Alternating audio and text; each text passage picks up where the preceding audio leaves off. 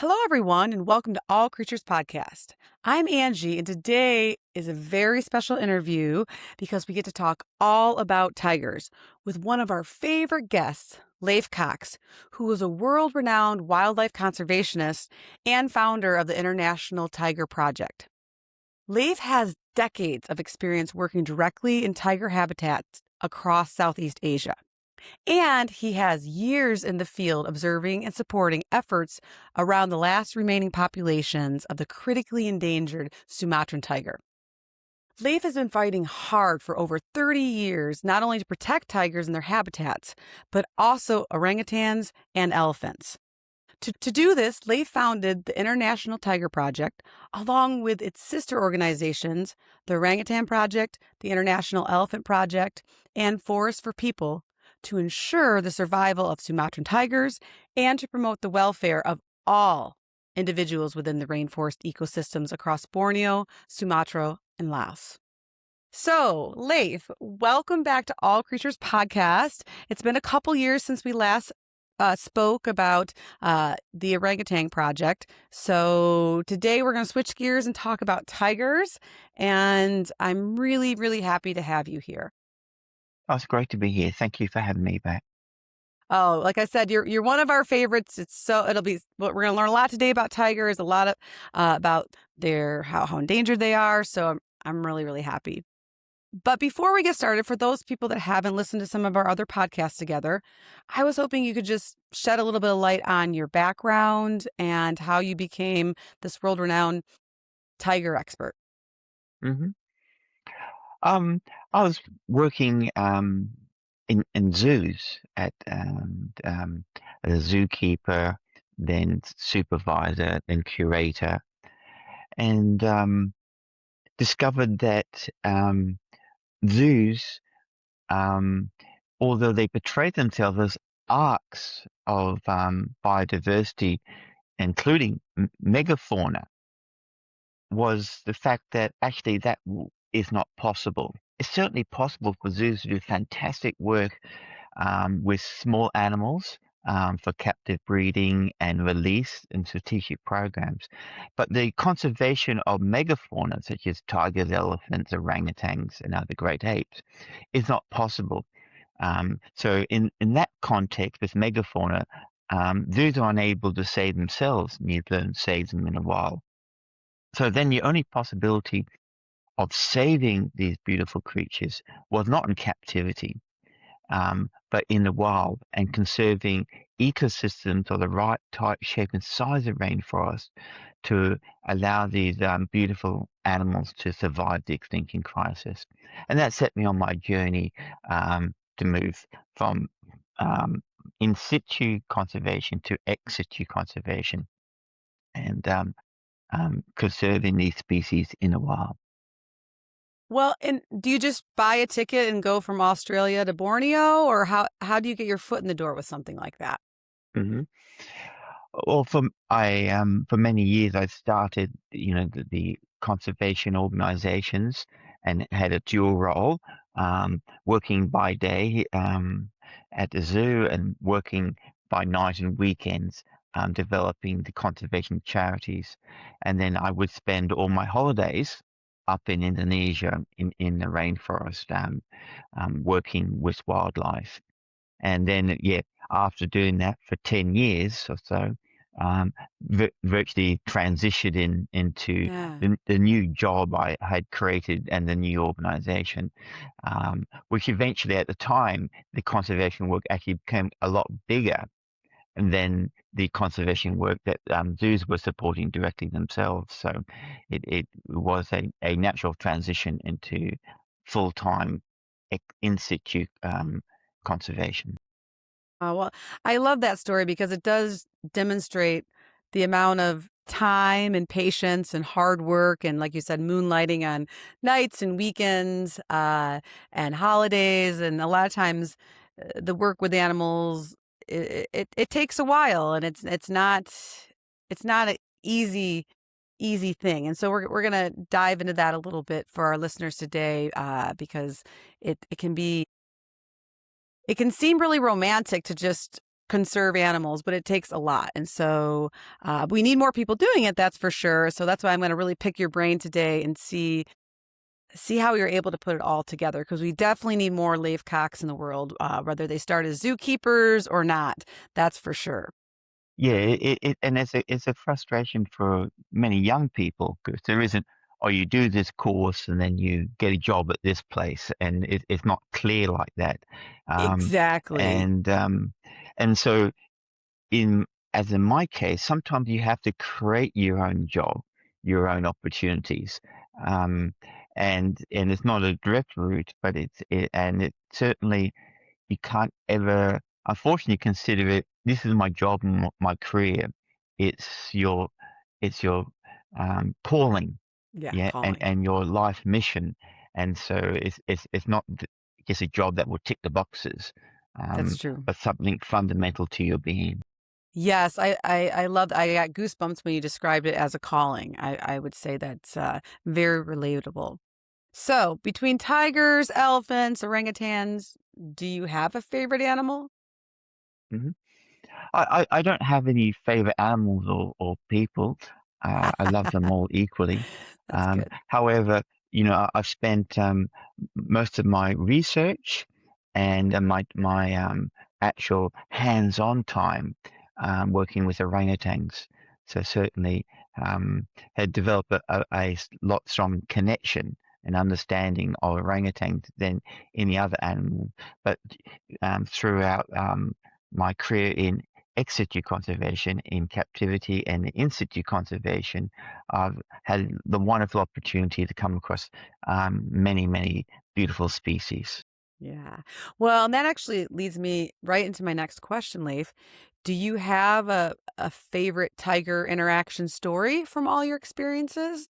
It's kind of one of those interesting things is um, y- I know, tiger researchers have been researching tiger for 20 years who've never seen one in the wild. They've seen them in camera traps, of course, and the evidence of scats and footprints, but never seen Sure. them because they're very elusive, and because they tend to hunt at night, Hmm. and they they hunt very stealthily, and they won't attack unless they're absolutely sure they can take you out right away and virtually turn you into a rag doll. The reason being is, unlike lions, for example, who attack you from the front, um, if they get injured, they can kind of mooch off the rest of the pride for a while. But if a tiger gets injured, it's going to Yeah, starve to death if it's it can't, done. because it won't be able to hunt uh, um, Yeah. until it recovers. And so they're very, very cautious and shy. So unfortunately, yeah, if you do see a tiger, maybe that is the last thing you see as it sneaks I up was say, from yes, you behind took the you. word. Yeah, you took the words out of my mouth. It's probably a good thing that you don't have a tiger interaction story, right? Well, I used to look after a tiger called Anissa in captivity. I used to love playing tug of war with her and get that interaction, and also had the opportunity raising young tiger cubs, Sumatran tiger cubs, which was wonderful.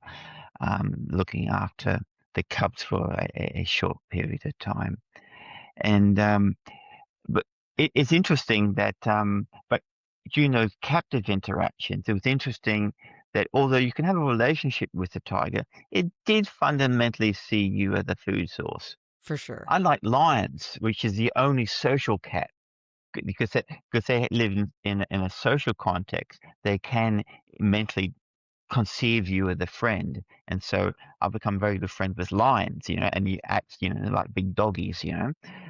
Tigers, always not so I'll take much. your word. Yeah, I'll take your I'll word pl- for it. I'll play with you, but you're still a potential food source given the opportunity. Yeah. But my best wild interaction was we helped fund and develop an orangutan sanctuary in Sumatra, and every night while I was there, a tiger would walk through the camp, and we were spotted footprints. And so one morning, early morning, I thought I'll go follow the tiger footprints. And it was interesting. I saw the tiger footprints join up and connect with following a tapir footprints. as tapir moved off into the jungle. So, from the forensic evidence, you could see that the tiger, following the tapir. The only Yeah. other one was the auditory interaction when we were releasing a male orangutan deep in the jungle and were camping in tents at night. And yeah, and unfortunately heard a tiger taking out um, a wild boar, a domestic pig, yeah, which didn't go quietly into the night. So it was a dramatic midnight event while Yes. sleeping in the flimsy tents. Those flimsy tents, right? And yes, if you've never heard a boar in distress, it's not it's loud. It's not a very nice sound, but I do appreciate all the visuals you put forward though too. It's almost like I'm there, but from the safety of my home. So and now I know you're very passionate about megafauna, but for our listeners, tigers, of course, are pretty iconic creatures, but why should people driving their cars, listening to this podcast, or sitting at home right now, why should they care about tigers and their conservation? Well, I care about all the fauna and all of the Yeah. biodiversity. Yeah. I mean, starting from the big picture, we have a climate crisis. And we have to rewild about 25% of the planet, as well as all the other great stuff like stopping polluting the air, in order to secure our planet for our grandchildren. And the cheapest and most effective way to mitigate climate change and provide the resources, the biological resources to rewild the planet, is saving rainforests. So it doesn't matter where you are in the globe, saving rainforests for you is a good idea if you care about your children and grandchildren. Yes, And definitely. yeah, Oh, and tigers are part of the unique biodiversity of these rainforest ecosystems. And it's interesting. What we're discovering is the more biodiverse, and you have these like megafauna animals in ecosystems, the more carbon is held by these ecosystems, yeah. and so the more overall benefit for humanity. But the other thing is, let's say with tigers as a particular example, they're just plain magnificent and beautiful creatures. It will be a shame that if we allow a situation that future generations will never be able to, know that these beautiful creatures are out there still roaming the rainforest. And of course, because the captive populations are unsustainable, they will eventually die out and inbreed to Of extinction. course. So this is our only opportunity to to allow these icons of wilderness to survive. And can you give us a little background about the different tiger species and the population numbers for those? Mm. Well, it's an interesting story. We had tigers, across Asia into southern China, India, southern China, all the way down the Malaysian peninsula, and we used to have them all the way into Java, and that was and into Bali. And so the Bali tiger went extinct in the 1950s. The last two Javan tigers were killed in Ranganun Zoo in 1943 during World War II. And so we're seeing as slowly we're knocking off the subspecies. Then, although there may be a few hundred surviving tigers in Asia, the the next group of tigers, which is on the firing line to go extinct, are the Sumatran tigers, where there's fewer than 300. But that doesn't tell you the whole story. There is only populations of isolated tigers of 20, maximum 30 in these isolated ecosystems, patch of the rainforest separated from each other. And none of those populations are sustainable even in the medium term. These are the long term. So we not only have to conserve these small groups of tigers in remaining ecosystems, because tigers need a large area to survive. we also have to have programs to connect these tiger populations. The fantasy of joining them up with rainforests had long gone, but we have to join them up by moving tigers from one area to another to maintain genetic diversity, and in fact, in essence, manage them as a meta population. Yeah. Well, yeah, and that leads me to my next question about present day Sumatra. And I know there's field teams out there that are using camera traps mostly to find these tigers and keep an eye on them.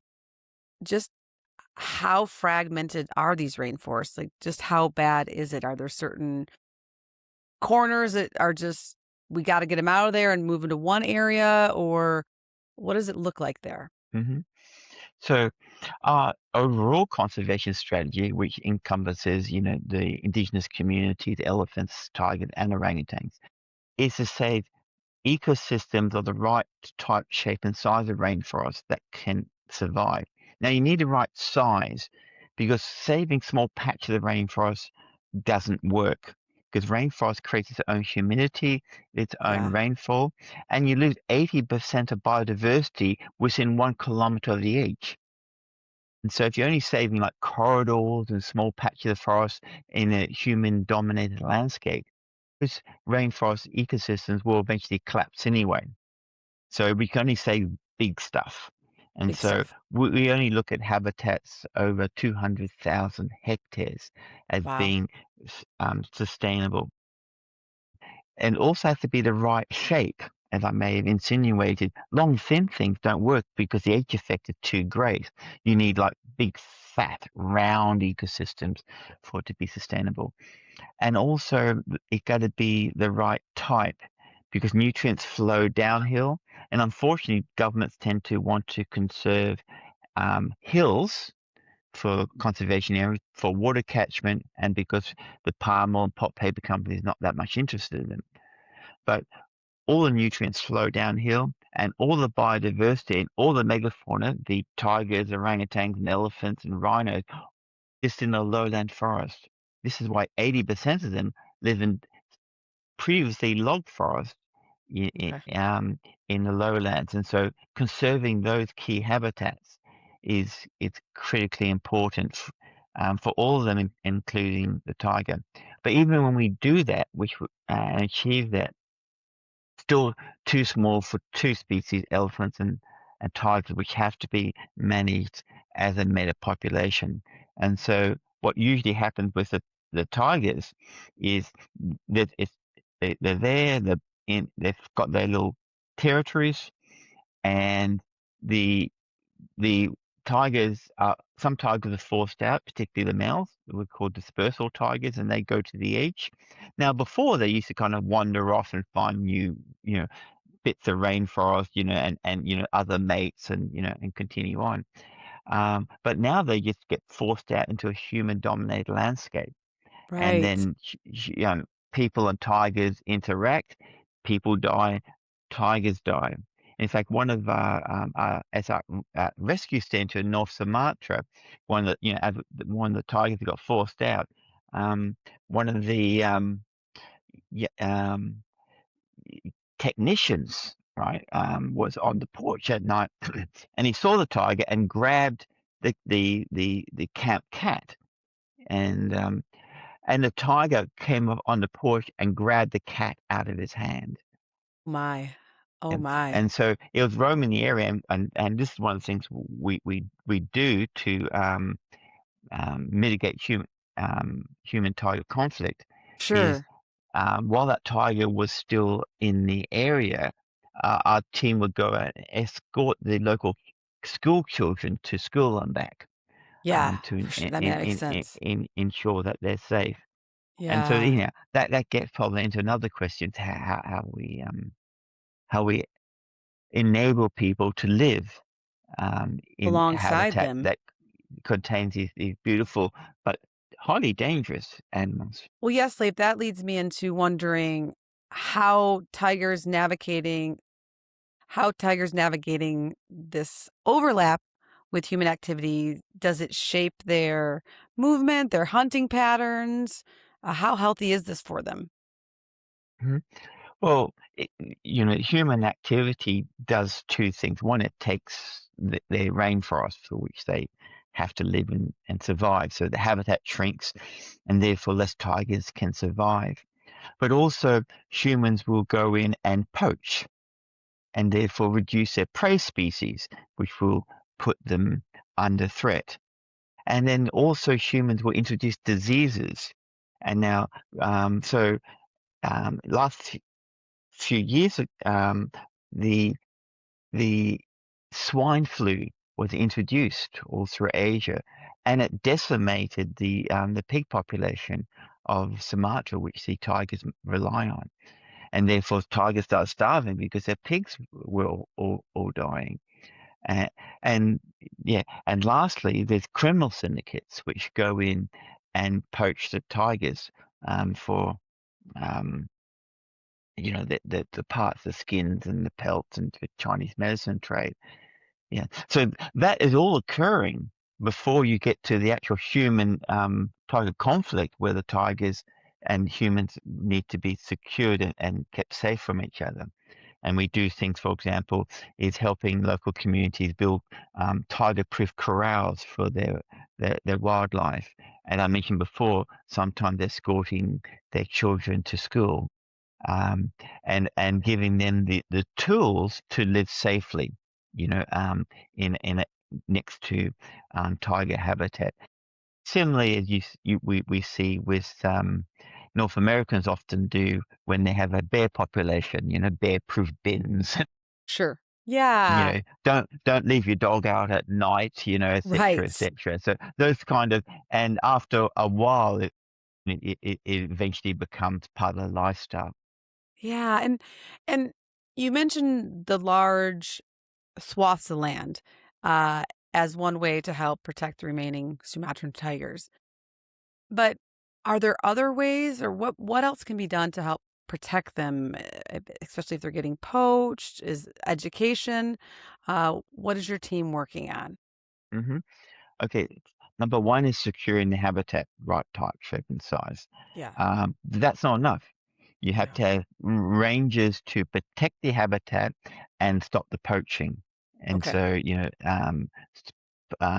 patrolling, pulling up the snares, keeping out criminal syndicates. And then we also need to know what's going on. So it's a camera trapping, monitoring. Yeah. And then lastly is because we have these relatively small habitats for tigers, where you'll have dispersal tigers which will come out and cause conflict. We have to have teams ready to rescue and translocate tigers. Yeah. And of course, we have to have good relationships with the surrounding communities in order to work with them to both tigers and people to be safe. Yeah. Yeah. And the International Tiger Project, that is your organization. How are you working on your mission to ensure that the Sumatran tigers can survive? Would you mind highlighting some of the recent impact you've had? hmm Well, and the main impact we're having is, securing.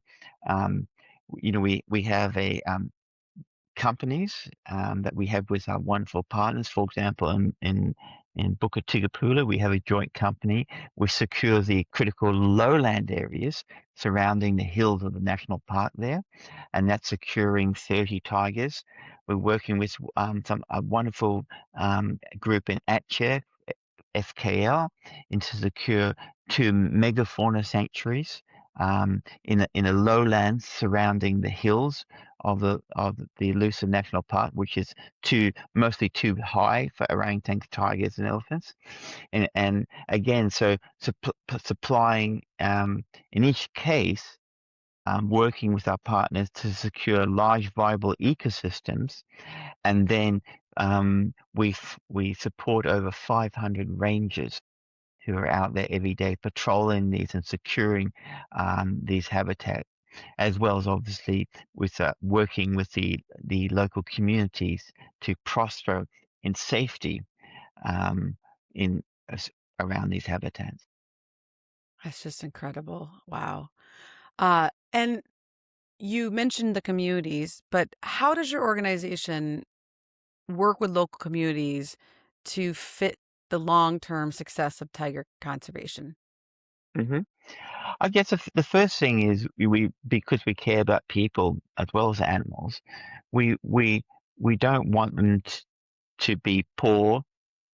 For example, let's say the Sumatran rainforest was not ever empty, as these big multinationals pulp paper it and replace it with pulp palm oil and put, these unsustainable mining practices. They just don't care or respect the people who are there. They Right. just move them aside. Yeah. And why they get moved aside is because they don't have any power. Yeah. And so if we want the local community to become the guardians of their rainforest, we have to do two things. We have to educate them and make them affluent. Those two things provide someone with power, and power means you don't get walked over by these brutal multinationals, yeah, who don't even recognize them. So just as they don't care about tigers or elephants, they don't care about people, you know. Right. So we have programs of scholarships and education and supporting farming practices, not to subsist but to prosper. Sure. Um, and we do things, for example, we provide midwives, we feed school children, and one of the interesting interactions, a lot of conservationists criticize me, is why are you trying to protect the ecosystem and you've actually reduced child mortality to almost zero when Wow. and you've the kids are like twice the size now because they've got high nutrients, Nutrients, um, yep. and you're supporting all the education. Aren't you just creating a road for your back as they all grow up and put pressure on the rainforest? But what you find, and you find everywhere, if you reduce child mortality and empower women, the population declines. Women have less babies in those situations. And if you provide these young people quality nutrients so their brain can develop and good education, they go off and because we supply the university scholarships, well, they can become an engineer, a doctor, a lawyer, or whatnot, and they're off seeking opportunities in the big city, and maybe visit, mum and dad, on the holidays. And so I always put it that everyone thinks there's always these win-lose situations, Mm. and the end justify the means. And there's a good reason to be brutal to other people, other species, right, for the greater Mhm. good. In all cases, it's just total rubbish.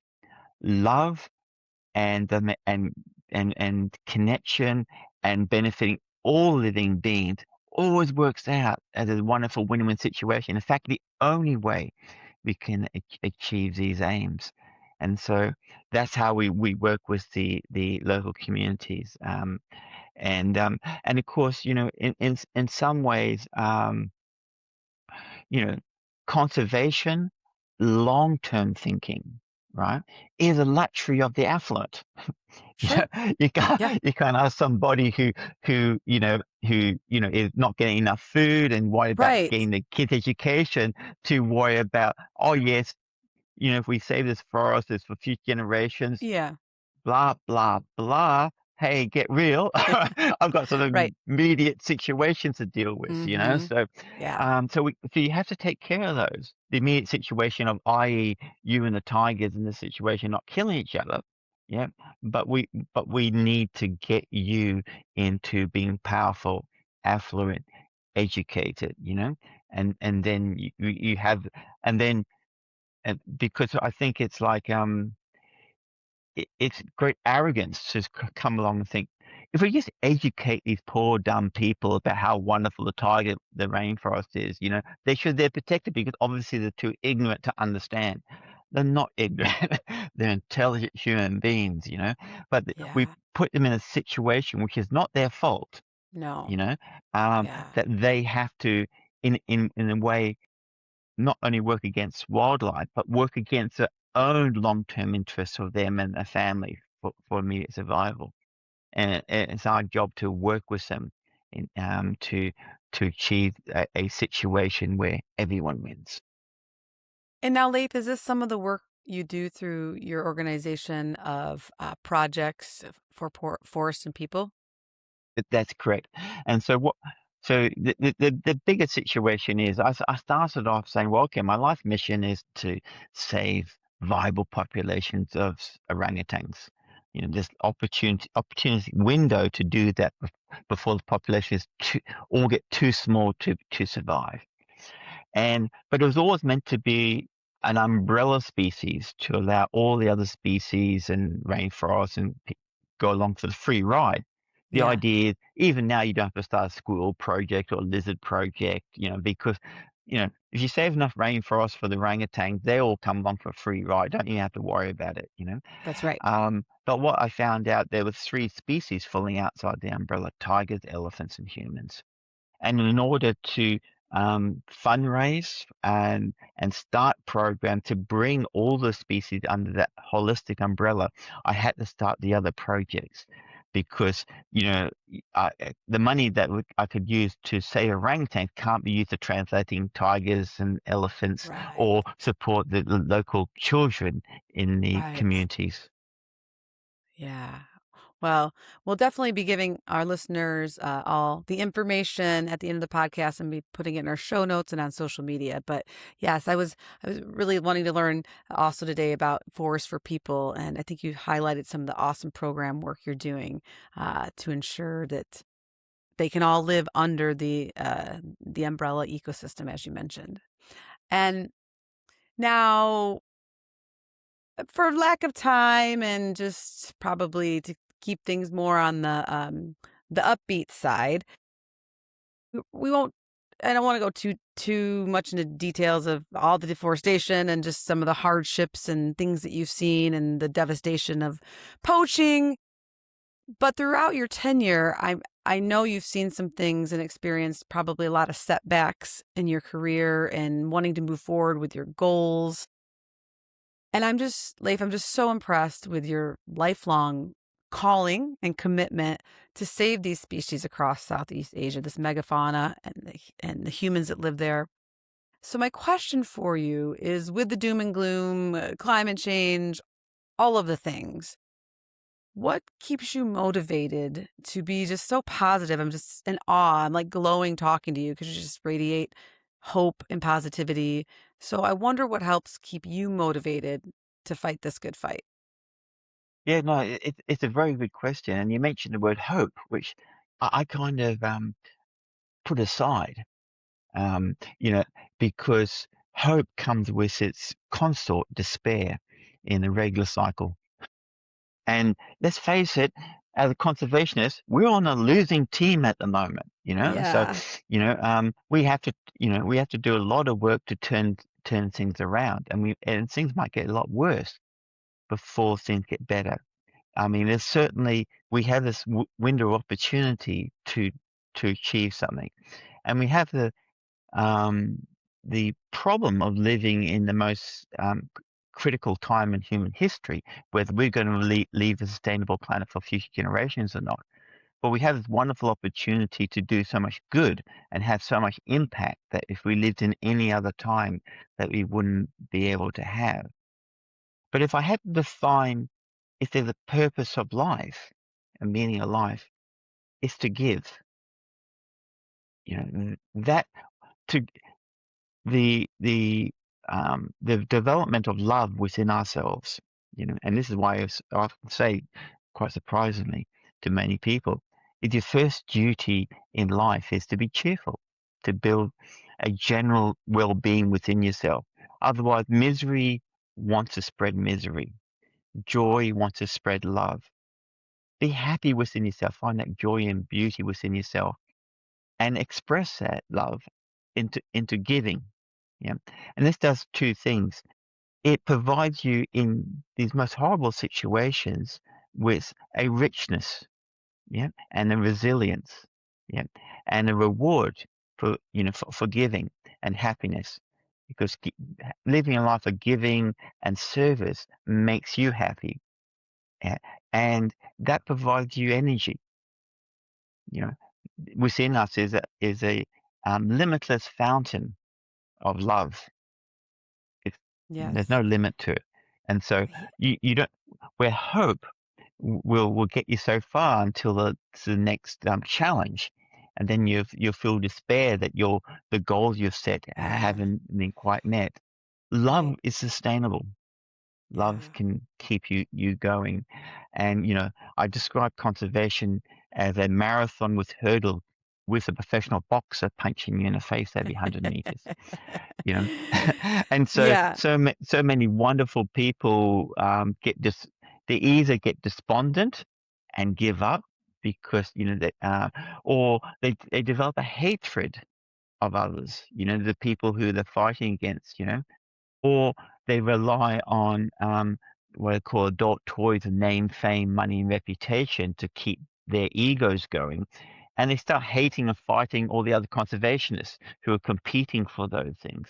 And so without concentrating on love and giving, there's all these unfortunate ways that conservationists can not only um, not have longevity, become ineffective, and then sometimes actually become counter to the cause Yeah. as they move on.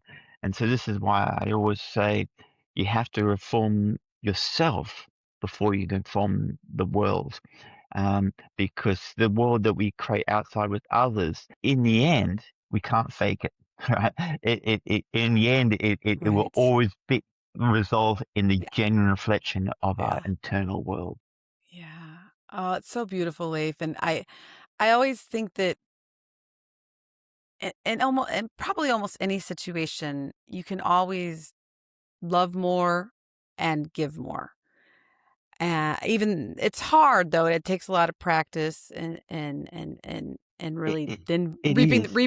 reaping the rewards from it. Just the other day, I was frustrated with someone and maybe starting to feel some of these feelings, which are okay. But then I stopped and I meditated on it and I said, yes, I don't like how this person is acting or whatever, but they actually need the most love. Well, interesting. The tigers are a great metaphor for this. Look, tigers are beautiful, and most people love tigers, right? And but how I said, how they look at you, you're just food, right? If they get opportunity, they will eat you. But we have the capacity, humans, to say, yeah, despite that, we love you, We right? We love we you. want you to survive and prosper. Now, Yeah. for some reason, we have humans who are vicious, right? And and I love them just as much. Yeah.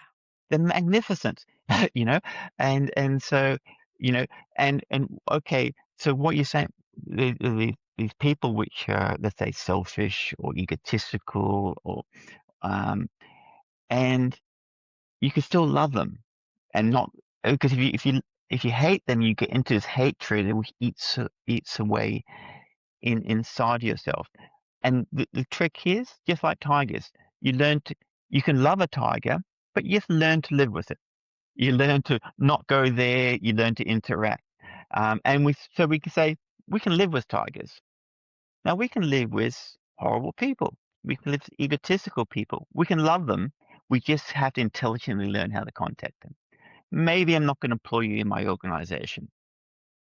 Outside, maybe I'm just going to do this sort of thing to make sure you're not going to hurt anybody. you know. But I'm still going to love you and still actually have a genuine feeling concern for your welfare. And so it's a great metaphor to understand how we can actually love and interact with the killing machine of a tiger. We, Right. we should be able to have that same relationship with others that annoy us or interfere with our work. And that way we can get on with our work, you know, Yeah. and meet the challenges and never falling into the trap of us and them and hatred. um, which destroys our inner peace and our ability to do good in the world. Yeah, very well said. Thank you for that. And now, Leif, for listeners out there that want to either become a conservationist or get involved in field work, do you have any advice for somebody that wants to work in the area? Mhm. I think the most safest way, I guess, is to move in, is to obviously if you have the opportunity to get a university education, a degree in a science, and then get a scholarship to do your research in the field, you know, and get that under your belt. So you get a general knowledge and understanding during that time. But let's say you're doing your 3 years of research in the field with your scholarship, you then getting to know all the players, you're getting to know all the environment, and also you're getting to know whether you want to be there. Right. You know, Sure. Mhm. because, a lot of I've seen a lot of young conservationists, they go, "I want to, go work, in the rainforest." It's it makes all sense. But then, but also I want to be around my family, which is back in Yeah. America. I want to have, a lot of affluence, blah, blah, blah. And you go, oh, they don't realize that the job comes along with a whole list of other Sure. things. And only by spending let's say your time doing your research, you discover, oh, it's living in a rainforest in this environment is for me or not. Right. But the good Right. news is, if it's not, you've got your qualification that you can take back and use. But then, if you do this, then at the end of this qualification, you say, "Yes, this is for me. This is my life work." That now you've got a head start with not only qualifications but the connections with, uh, and the opportunities to make this your lifelong career. Yeah, that thin tint might not be for everybody. Might not be for everybody, or trekking for weeks in the jungle, but for some people, it's just like the best fit. I What? do. I always oh, go Yeah, ahead. it's also like, you know, um, all my friends who now are residents of Indonesia, yeah, they've they've got a Indonesian husband or Indonesian wife, right? And and then they come integrated into it, and so it's even with your choice of spouse, because let's say your spouse is in England, Mhm. and not into, but your spouses eventually want to go back to England, Right. with their Yeah. family and opportunity. And so, so Yeah. sometimes even like those kind of life choices, dictate, you know, whether you can be a long-term conservationist, or it was a wonderful experience during your formative years of education. Sure. Yeah. No, that's great advice and very well said. I think the more you get out there and try things, the more you can narrow down on the lifestyle that you want and if it works for you. But I know we have several listeners that either have other careers or perhaps no interest in becoming a full-time conservationist. So, what should someone do if they want to help save tigers, let's say from their couch? Hmm. Yeah, I mean, you can become a regular giver, to help, because conservation is a marathon. Giving a regular amount keeps the rangers in the field, pulling up those traps and keeping the habitat secure. You can do, on our website, you can go do our Save Forest and sponsor a patch of rainforest and watch it on Google Earth as you protect it year after year. And of course, if you happen to be wealthy, you can do something really significant, and save entire populations of tigers, because it's so cheap compared to anything else. Yeah. Oh, yeah. It's one of those ironies that, you know, um, conservation, especially in developing countries like Indonesia, is so cost effective to Right. achieve so much good. Yeah. But unfortunately, wealth is concentrated in, a few greedy people who have, wild fantasies of, you know, um, going to going to Mars or something like that, Yeah, rather silly. than, having those resources which we don't have to secure the good we have to do. Yeah, yeah. And uh, I'd like to talk a little bit more too about your other organizations. So we have the International Tiger Project, and that website can be found at www.internationaltigerproject.org. But you also have your Orangutan Project, the International Elephant Project, and Forest for People. So all of those have individual websites, but they also link to each other as well. So should listeners check out the internationaltigerproject.org or social media, or what's the best way to reach you? Yeah, certainly follow us, but go to the website and becoming connecting with us through donations is obviously the most effective. As we talked about, all these projects are in the end connected Yeah, and working with each other. So it's often about picking the species that you most connected with, sure, sure. and give towards.